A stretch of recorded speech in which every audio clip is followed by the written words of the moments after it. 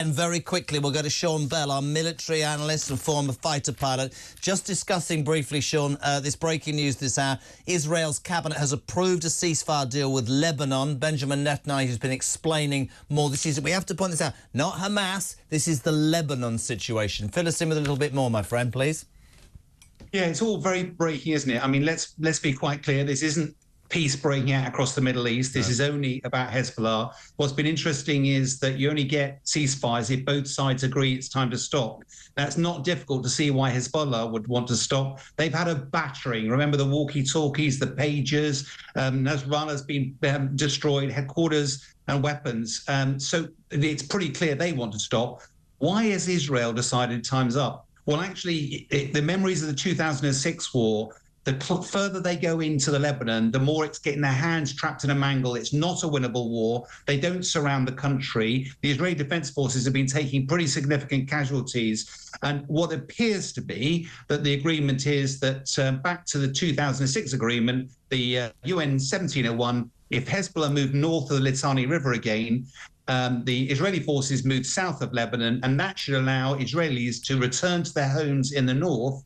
And Prime Minister Netanyahu has been really clear that actually it feels like the right time. The Iranian threat has gone. He needs to give his Israeli Defense Forces a break. And now he can focus all of his efforts down on Gaza and, of course, that enduring problem of how to release the rest of the hostages. And I suspect, and I'm no expert at all, Benjamin Netanyahu, for many reasons, has been criticised across the world. There's an arrest out for his warrant for his arrest by an international court. But I guess to his own people and to the world in general, here he is agreeing to a ceasefire. Whether you agree with what he does or not, that's different. But I'm sure this is all part of, as you quite rightly say. I mean, when we first heard it, people were like, "Hold on a minute, is this the whole of the Middle East?" No, it's Hezbollah and it's in Lebanon. And I should think there are strategic reasons why he's done it. Would you agree with that? Yeah, and I was asked earlier on today when we hadn't got the news, but they were saying, is this linked to the ICC judgment?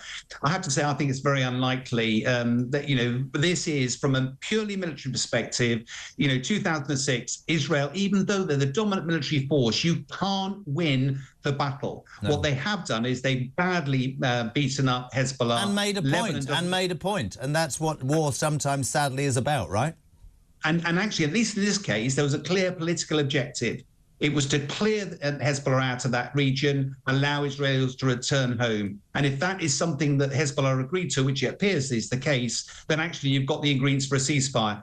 It's not entirely clear what the arrangements for a ceasefire will be down in Gaza. That's a completely different kettle of fish, but it will allow the Israeli Defense Forces now to focus on that, which is a worrying development, but let's see how that plays out. You're a good man. We really appreciate it for joining us, really appreciate it. Military analyst Sean Bell talking about that development today that Israel's cabinet has, in the last hour, agreed a ceasefire deal with Lebanon. Benjamin Netanyahu has been explaining what that means to the Israeli people.